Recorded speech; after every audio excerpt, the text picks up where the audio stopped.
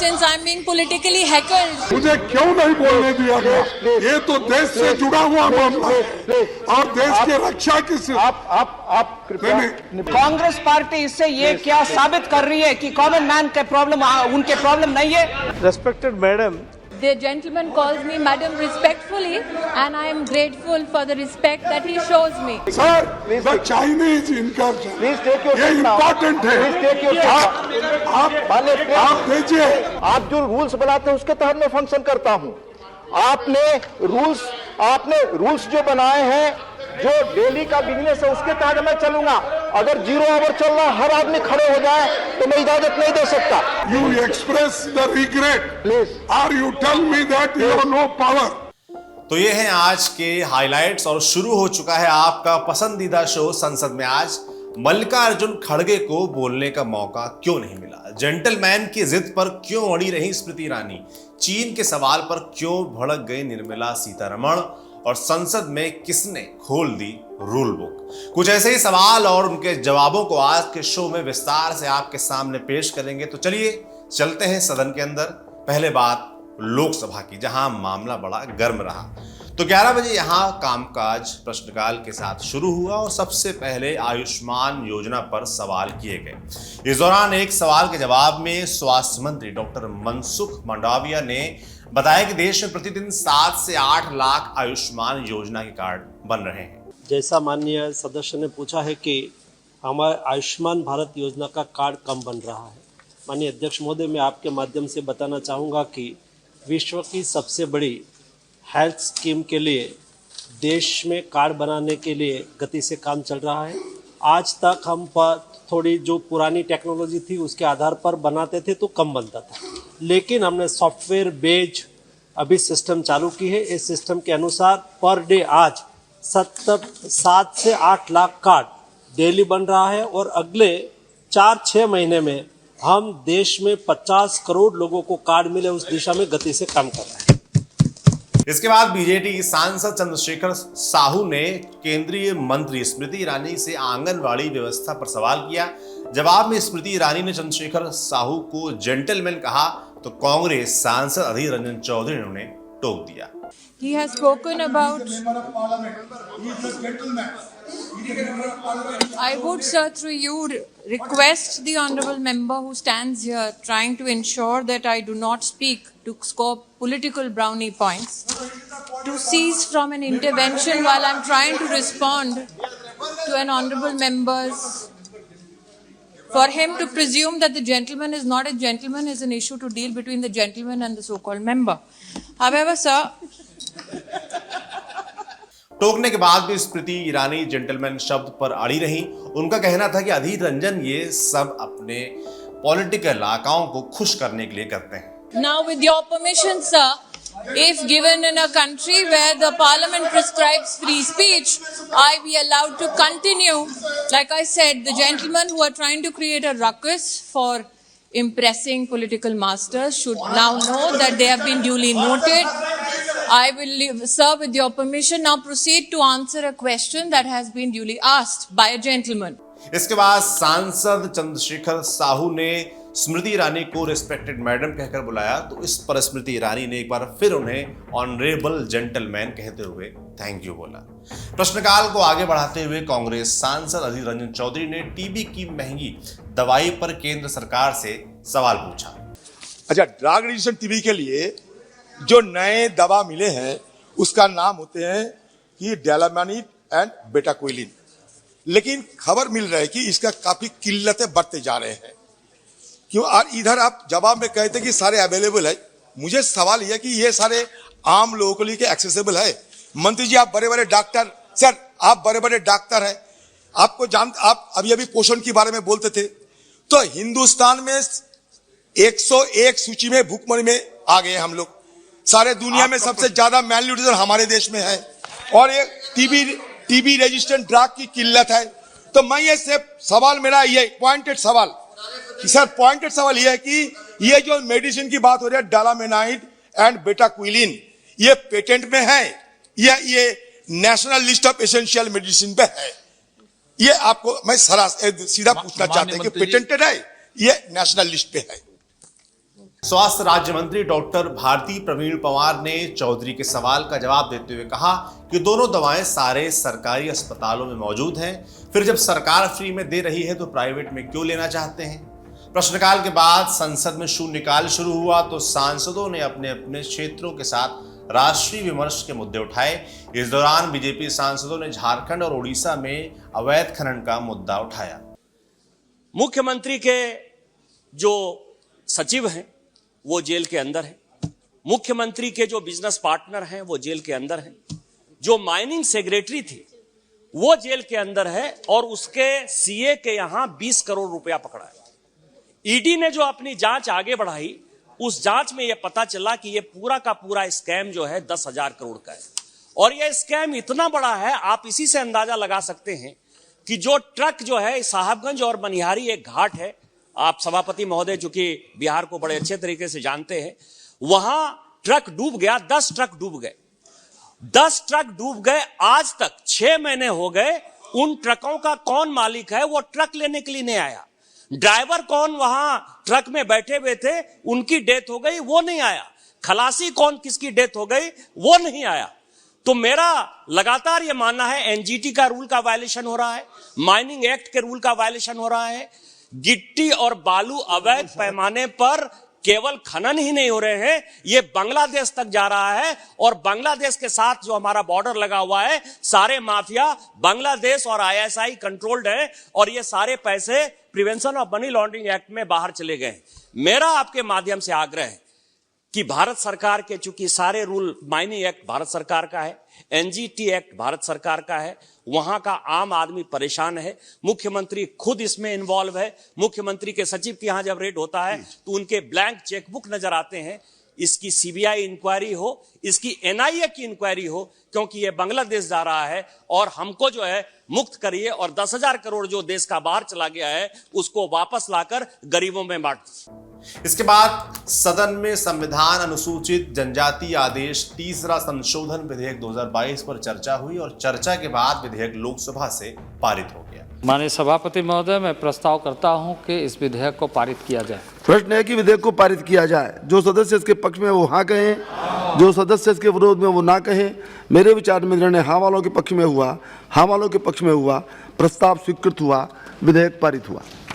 चर्चा से इतर कॉलेजियम का मुद्दा इस समय खबरों में है। कई बार कानून मंत्री और सुप्रीम कोर्ट इस पर खुलकर अपनी बात रख चुके हैं। आज लोकसभा में देश की अदालतों में लंबित मामलों से जुड़े प्रश्न पूछे गए। इस पर भारत सरकार के विधि और न्याय मंत्रालय ने जवाब देते हुए बताया कि सुप्रीम कोर्ट में 31 अक्टूबर 2022 तक 69,781 केस पेंडिंग हैं। वहीं कुल 25 हाई कोर्ट्स में 53,51,284 मामले लंबित हैं। देश भर की जिला और अधीनस्थ न्यायालयों में 4,28,26,770 मामले लंबित हैं। अब बात करते हैं राज्यसभा की, जहां नेता प्रतिपक्ष और उपसभापति आमने सामने आ गए। तो राज्यसभा की कार्यवाही शुरू हुई सुबह 11 बजे, फिर आया शून्यकाल, जिसमें सबसे पहले सदन में नेता प्रतिपक्ष मल्लिकार्जुन खड़गे को बोलने का मौका मिला और वो तुरंत उखड़ गए। कहा उन्हें चीन जैसे महत्वपूर्ण रक्षा संबंधी विषय पर बोलने क्यों नहीं दिया गया था।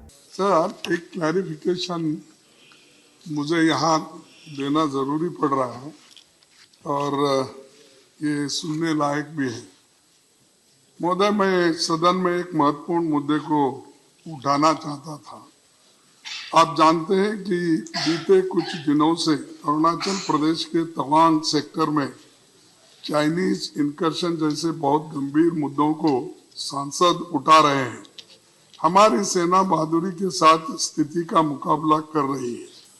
नेशनल सिक्योरिटी से जुड़ा हुआ ये बेहद गंभीर मुद्दा है और पूरे देश दुनिया की निगाहें इस पर लगी है।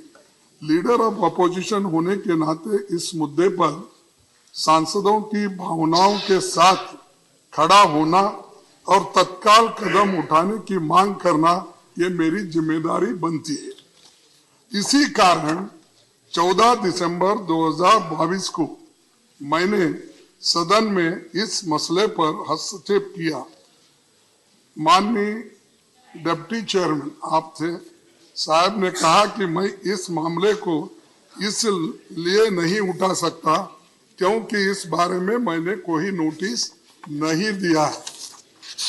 मीडिया के एक हिस्सों में ये बात इस तरह रिपोर्ट हुई है कि जैसे मुझे नोटिस न देने के कारण टोका गया। इम्प्रेशन हकीकत से दूर है, इससे मुझे तकलीफ भी पहुंची है। मैं इस संदर्भ में माननीय सभापति जी 9 दिसंबर 2022 को किए गए ऑब्जर्वेशन का हवाला मैं देता हूं, जो इस प्रोसीडिंग्स में है उसी का मैं यहाँ पर कॉपी बना लिया।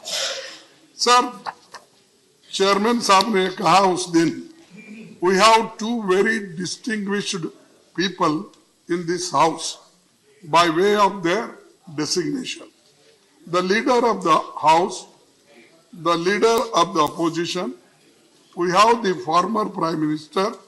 I have declared on the floor of this house that these three honorable gentlemen, one of them is not here, Dr. Manmohan Singh.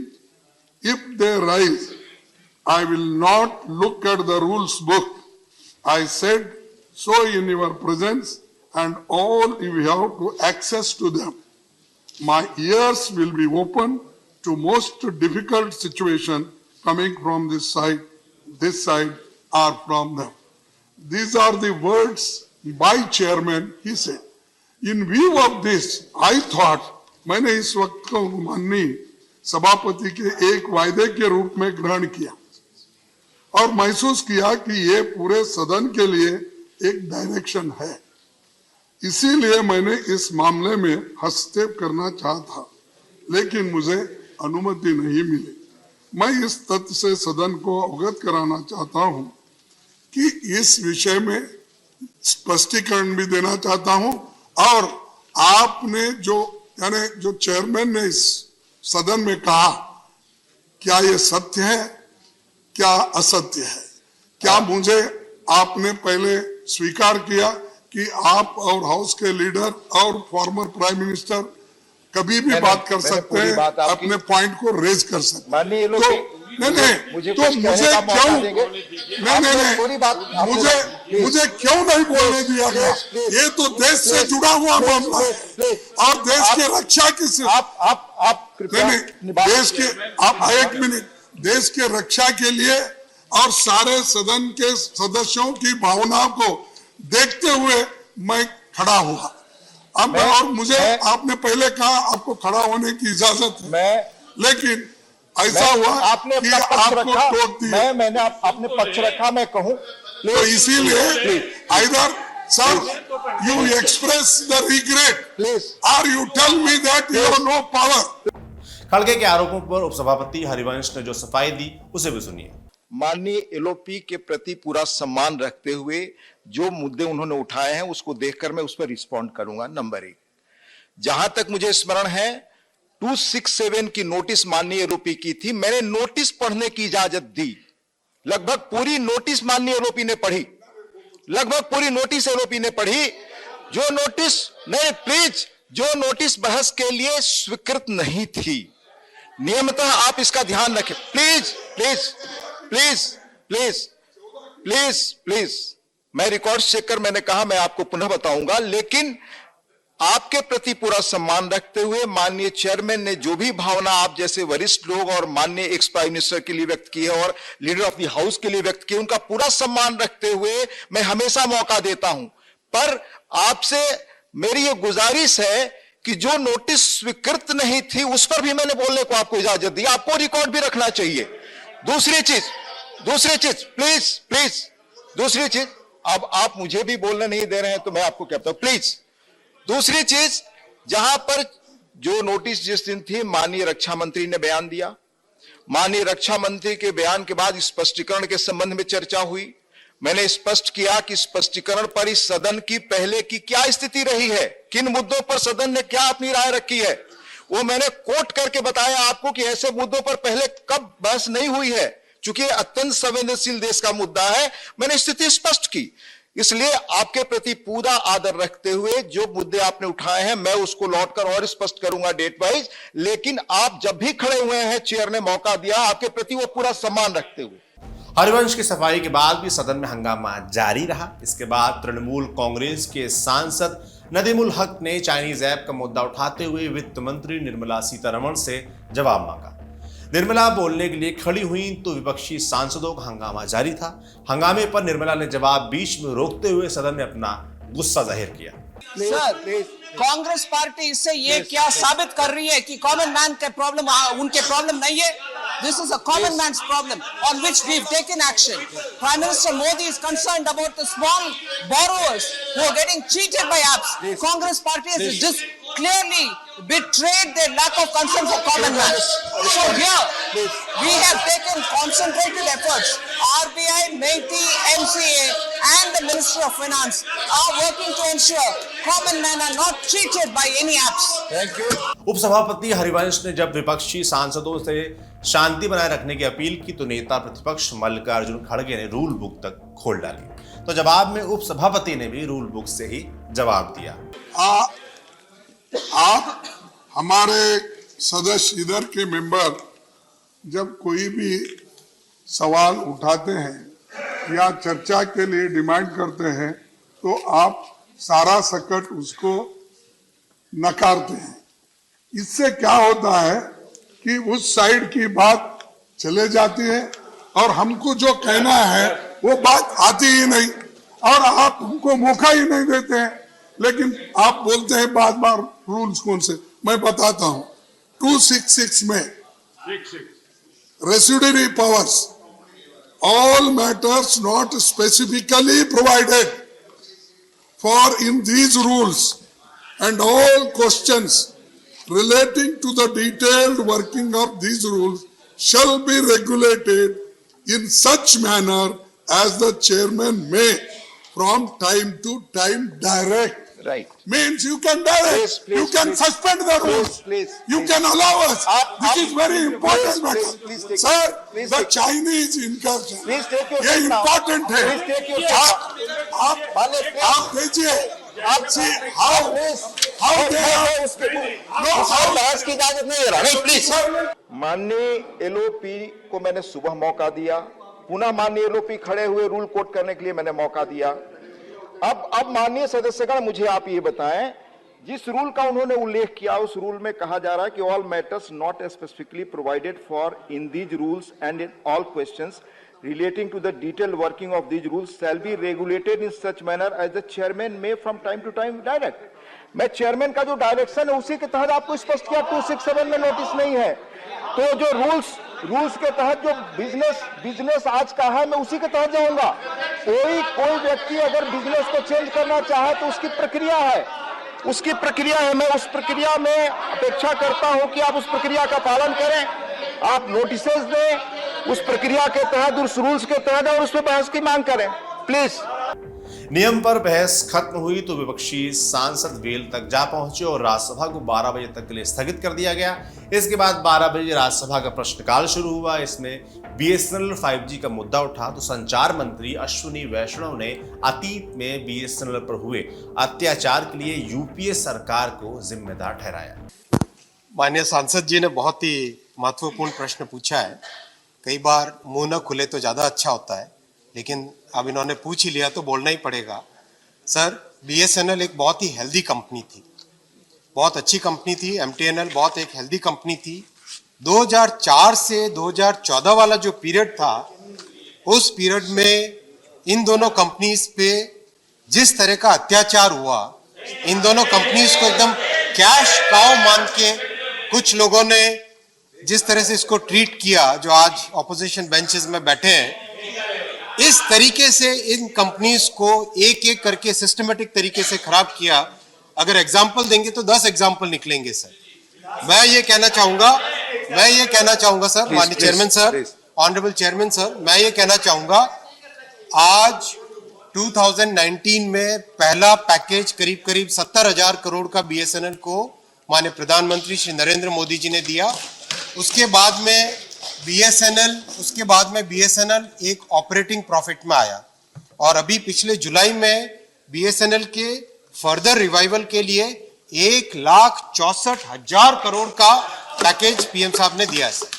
ये बहुत ही महत्वपूर्ण है और सबसे बड़ी बात, जिस सेक्टर में अब तक हमेशा देश बाहर के देशों पे डिपेंडेंट होता था, उस सेक्टर में end to end telecom technology stack develop करने का जिम्मा लिया और आज वो टेक्नोलॉजी स्टैक बन के रेडी है 4G और 5G का। बहुत जल्दी BSNL में, MTNL में इसका रोल आउट चालू होगा और 5G भी देश का ही बना, देश का ही डेवलप्ड 5G आएगा। प्रश्नकाल में ही कांग्रेस सांसद दीपेंद्र हुड्डा ने किसान आंदोलन को याद करते हुए MSP का मुद्दा उठाया। मैं सरकार से पूछना चाहता हूं सर, मैं सरकार से पूछना चाहता हूं, उन 750 किसानों को श्रद्धांजलि देते हुए पूछना चाहता हूं कि वो MSP के समझौते को सरकार कब तक लागू करेगी।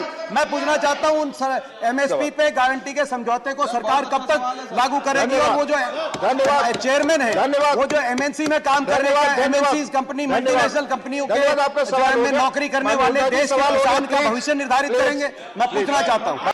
माननीय उप सभापति महोदय, कांग्रेस पार्टी हमेशा किसानों पर झूठी राजनीति करती रही है।